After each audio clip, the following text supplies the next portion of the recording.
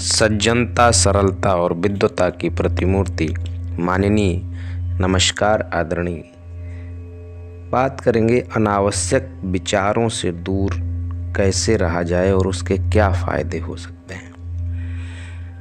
Channel पर अगर आप नए हैं तो चैनल को सब्सक्राइब ज़रूर कर लीजिए, लाइक कमेंट शेयर ज़रूर करिएगा। तो हर वांछित चीज़ एक अवांछित हिस्सा भी उसका एक होता है।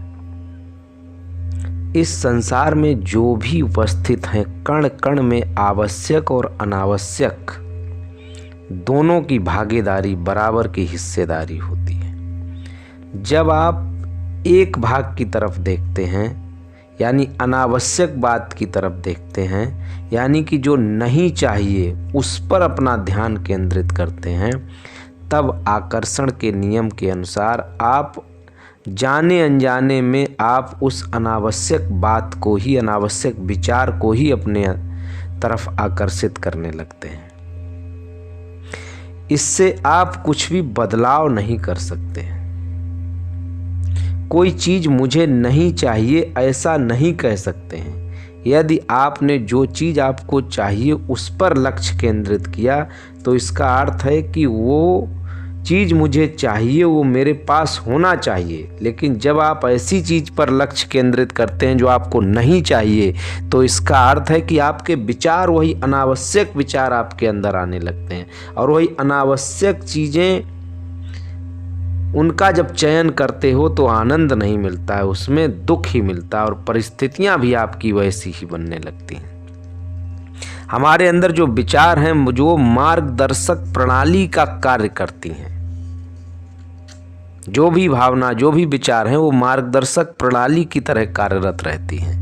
जब जब हमें बुरा लगता है या नकारात्मकता का एहसास होता है, अनावश्यक बातें होती हैं, तब ऐसा समझना चाहिए कि हमारी इच्छाओं से हम दूर जा रहे हैं। हम अनावश्यक बातों के वाइब्रेशंस का निर्माण करने लगते हैं। जिन लोगों को ये रहस्य समझ में आ जाता है, वो अपनी भावनाओं को मार्गदर्शक के रूप में उपयोग करने लगते हैं। वो कभी कभी तो निराश होते हैं, लेकिन अधिकतर समय वो निराश नहीं होते हैं, गुस्सा नहीं करते हैं, अपराध बोध की भावना के साथ वो नहीं जीते हैं। वो समझने लगते हैं कि इस प्रकार नकारात्मक भावना का निर्माण हो रहा है, यानी कि मैं किसी गलत चीज़ को आकर्षित कर रहा हूँ। और अब ये मुझे विचार करना है कि मेरे लिए आवश्यक क्या है, क्या नहीं चाहिए और क्या चाहिए, ये बताना है। सुनने में दोनों भले एक जैसे लग रहे हों, लेकिन इनके पीछे की विचार, इनके पीछे की भावनाएं परस्पर विरोधी हैं। जब आप कोई विचार करते हैं, वो वर्तमान परिस्थिति से उत्पन्न हुआ हो या भूतकाल या भविष्य की कल्पना से उत्पन्न हुआ हो, उस विचार के कारण उसी प्रकार के अन्य विचार भी आप आकर्षित करने लगते हो, और ये विचार आपके अभी के विचार से कहीं अधिक शक्तिशाली हो जाते हैं। एस्थर ने इसे बहुत अच्छी उपमा दी है। उस समुद्र में जहाज को किनारे बांध कर रखने के लिए जिस प्रणाली का उपयोग होता है, वही प्रणाली यहाँ भी अमल में आती है।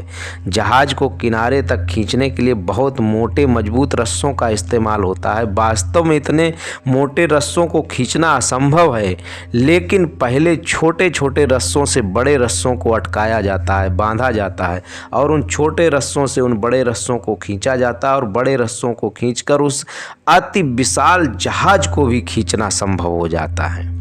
उसी तरह से हमारे आसपास की जो अनावश्यक विचार हैं, उनसे जितना दूर होंगे, आवश्यक विचार, सकारात्मक विचारों की डोर को हम जब बना लेंगे, उसको खींचेंगे, तो एक सकारात्मक, दो सकारात्मक, 100 सकारात्मक, 1000 सकारात्मक विचार हमारी तरफ आकर्षित होंगे। और जब सकारात्मक विचार हमारे अंदर आकर्षित होंगे तो सब कुछ हमारा परिणाम स्वरूप बदल जाता है। सारे मस्तिष्क में जो भी अच्छी चीज़ें होनी है वो सब आने लगती हैं, और वहीं से परिवर्तन प्रारंभ हो जाता है। तो इन अनावश्यक विचारों से दूर कैसे रहेंगे?